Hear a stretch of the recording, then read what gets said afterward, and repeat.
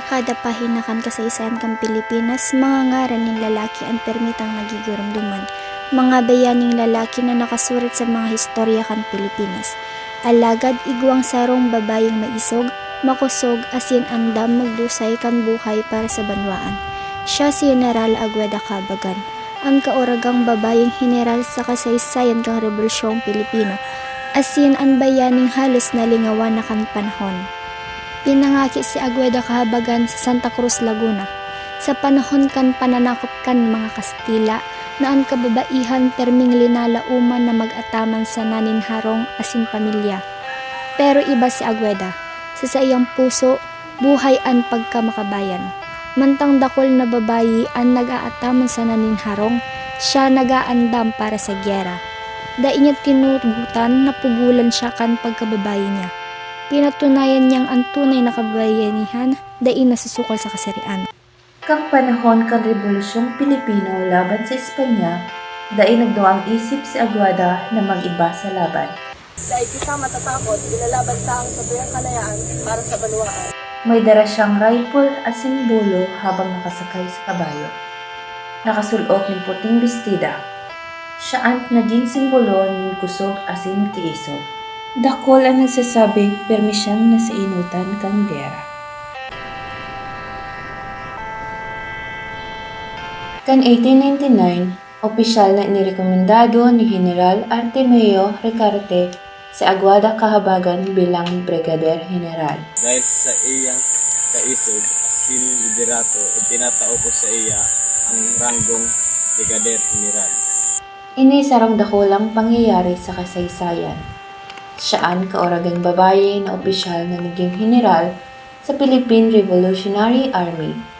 Sa panahon na pigmamaliit ang kababaihan, si Agueda nagtukaw bilang leader kan mga sundalo. Dahil sa iyang kaisog sa gyera, inapod man siya kan iba bilang na Tagalog Joan of Arc. Arog ki Joan of Arc.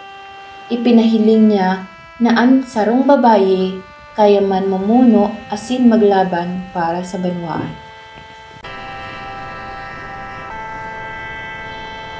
Susog sa mga tala asin artikulo, bisto si Agueda bilang maisog na pararumaw. Naglalakbay siya sa mga trinsera kan kalaban asin perming nasa pinakainutan kan laban. Bako siyang ordinaryong babayi. Siya ang simbolo nin kabangisan, determinasyon, asin tunay na pagkamakabayan. Di kita maatras para sa Pilipino.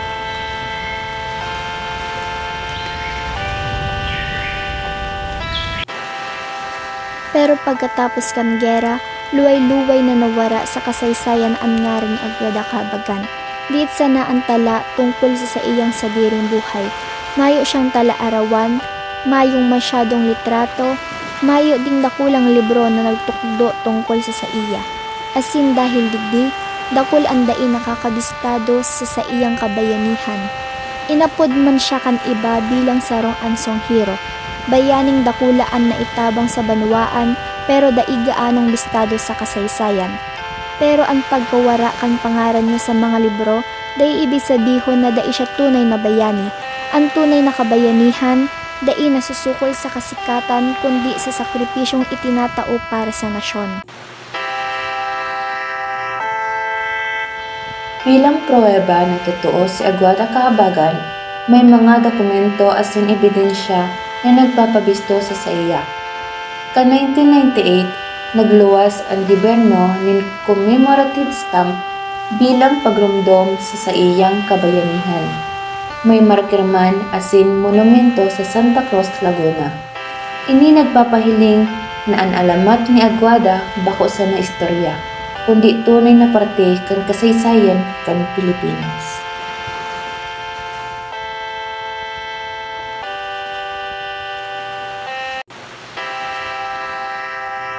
Ang istorya ni Agueda Cabagan nagtugdo sa to na ang kabayanihan bako lang sana para sa mga lalaki.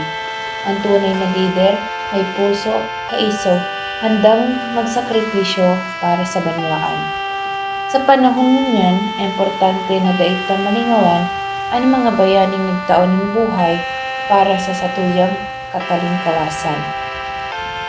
Dahil ang banwa ang mayong pagrumdom sa kasaysayan, daiman makakauswag sa maray na panahon.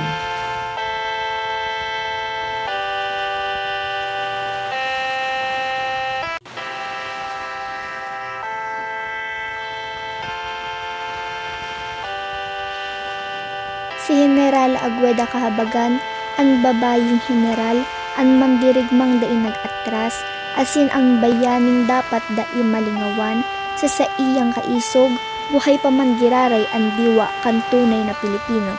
Padagos na aalalahanon ang ngaran ni Generala Agueda Kahabagan. Dayta man perming nahihiling ang ngaran ni Agueda Kahabagan sa mga pahina kan libro kan kasaysayan, pero ang sa iyang kusog buot, dakulang tabang sa satuyang kalayaan. Ipinahiling niya na ang tunay na kabayanihan di nasusukol sa kasirian, kundi sa paghigugma sa banwaan.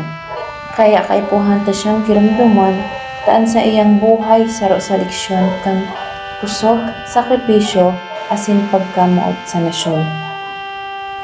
Ang buhay bako perming mahigos, pero ang pusong marigon dai basta-basta nagigibonin kahinaan. Padagos lang sa paglaom asin pagpakusog, taan tawo na may kabuotan asin determinasyon, siguradong makakaabot sa tamang destino.